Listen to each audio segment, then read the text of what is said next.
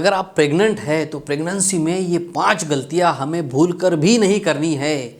जी हाँ, ये 5 गलतियों के बारे में आपको ज़रूर समझना चाहिए, क्योंकि एक भी गलती आपके लिए और आपके गर्भस्थ शिशु के लिए खतरा बन सकती है।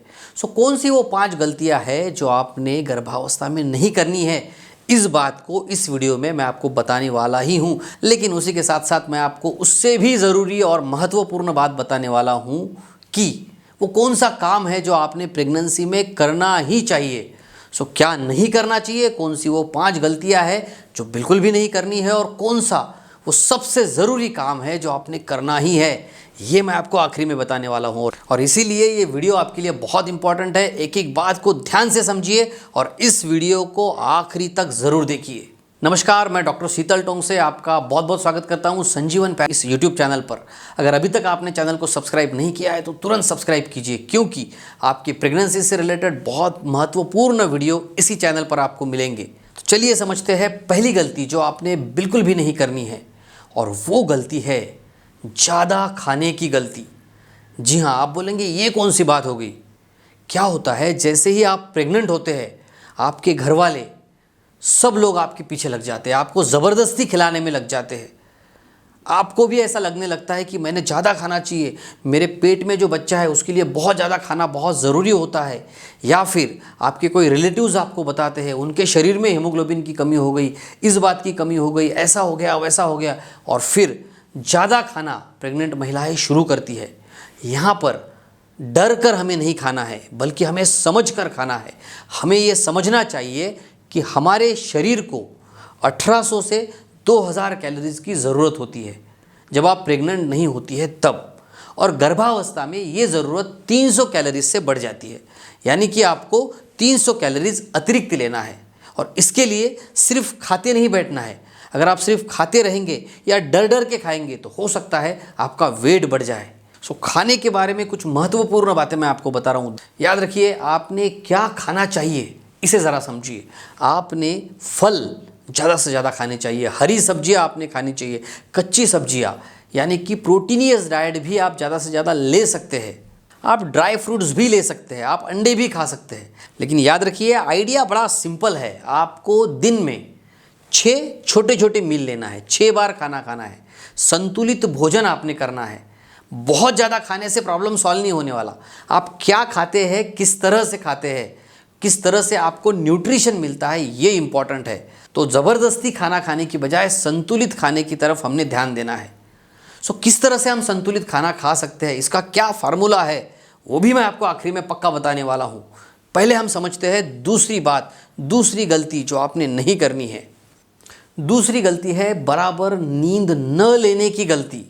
गर्भावस्था के पहले अगर आपकी दिनचर्या फिक्स है और आप कुछ समय तक, यानी कि 5 से 6 घंटे तक नींद लेती है, और गर्भावस्था के दौरान आप उतनी ही नींद अगर लेने के बारे में सोच रही है, तो हो सकता है ये आपकी गलती साबित हो। याद रखिए, गर्भावस्था के दौरान हमें सुपर वुमन बनने की कोशिश नहीं करनी है। सिर्फ काम में बिजी रह के नींद को कॉम्प्रोमाइज़ बिल्कुल भी नहीं करना है। गर्भावस्था के दौरान हमारे शरीर में होने वाले हार्मोनल और शारीरिक परिवर्तन के कारण हमें आराम की अधिक आवश्यकता होती है। अगर आप कम सोते हैं तो आपको थकान महसूस हो सकती है, आपकी थकान बढ़ सकती है, और इसका असर आपके गर्भस्थ शिशु के ऊपर भी हो सकता है। और इसीलिए नींद की कमी को पूरा करने की कोशिश आपको करनी है, क्योंकि डिलीवरी के तनाव से गुजरने के लिए आपके शरीर को तैयार होना है, फिट होना है, और इसीलिए गर्भावस्था में पर्याप्त नींद लेना बहुत ज़रूरी होता है। कितनी नींद आपने लेनी चाहिए? अगर रात में आपकी 6 घंटे से कम नींद होती है तो दिन में कभी भी आपने 1 घंटा खुद के लिए निकालना चाहिए, घर के कामों के लिए। बाकी फैमिली मेम्बर्स को आप एनरोल कीजिए, उनकी मदद लीजिए, और दोपहर में 1 घंटे के लिए आपने पावर नैप लेना बहुत ज़रूरी है। तीसरी गलती जो आपने बिल्कुल भी नहीं करनी है, और वो गलती है सेल्फ मेडिकेशन। जी हाँ, खुद कोई दवाई लेना।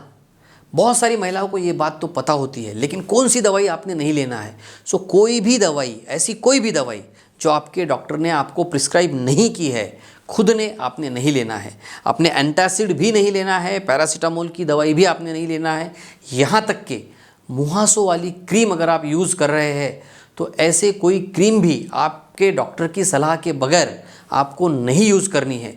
याद रखिए, गर्भावस्था पर प्रतिकूल प्रभाव इन दवाइयों का हो सकता है और बच्चे में जन्मजात असामान्यता, जिसे हम कंजेनाइटल एनोमली कहते हैं, वो भी हो सकती है। और इसीलिए केवल और सिर्फ वही दवाई गोली आपको लेनी है जो आपके डॉक्टर द्वारा निर्धारित की गई है, प्रिस्क्राइब की गई है।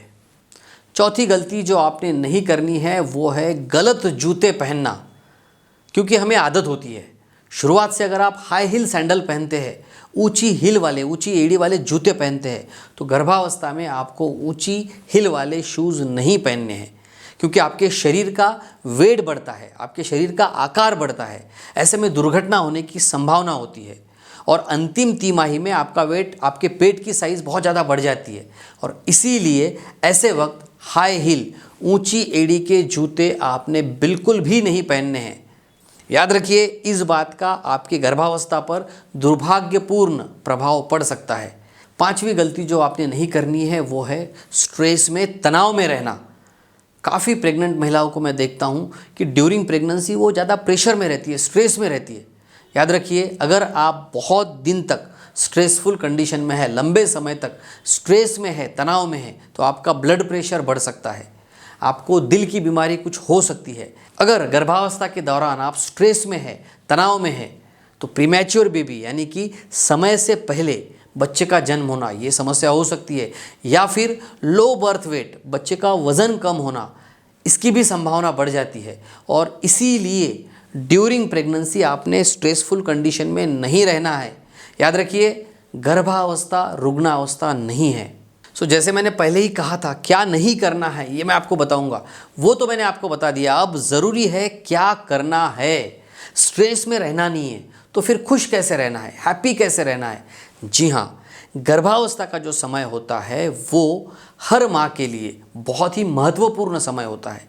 क्यों? क्योंकि आपका शिशु डायरेक्टली गर्भनाल से, अम्बिलिकल कॉर्ड से आपसे कनेक्ट है।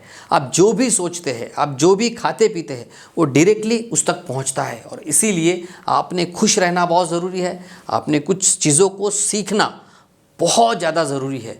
आपने अपने गर्भस्थ शिशु से बात कैसे करते हैं ये सीखना चाहिए। आपने सीखना चाहिए कि आपका संतुलित आहार कैसे हो, आपका डाइट चार्ट आपने खुद बनाना चाहिए।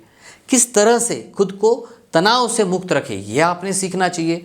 उसी के साथ साथ प्रेगनेंसी को एंजॉय कैसे करें, और इससे भी आगे की बात, क्या हम हमारे गर्भस्थ शिशु को गर्भ में ही तेजस्वी, बुद्धिमान और सर्वगुण संपन्न बना सकते हैं, और क्या इन सभी बातों को हम सीख सकते हैं? तो इसका जवाब है बिल्कुल, इन सभी बातों को हम सीख सकते हैं। और इसीलिए हमने बनाया है संजीवन गर्भ संस्कार का वर्कशॉप। और इस वर्कशॉप में भाग लेने के लिए आपको कहीं पर भी जाने की ज़रूरत नहीं है।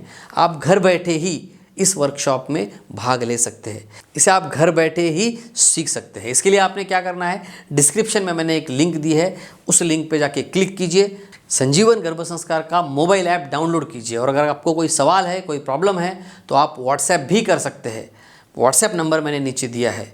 हंसते रहिए, मुस्कुराते रहिए और एंजॉय कीजिए प्रेगनेंसी का हर क्षण संजीवन गर्भ संस्कार के साथ। धन्यवाद।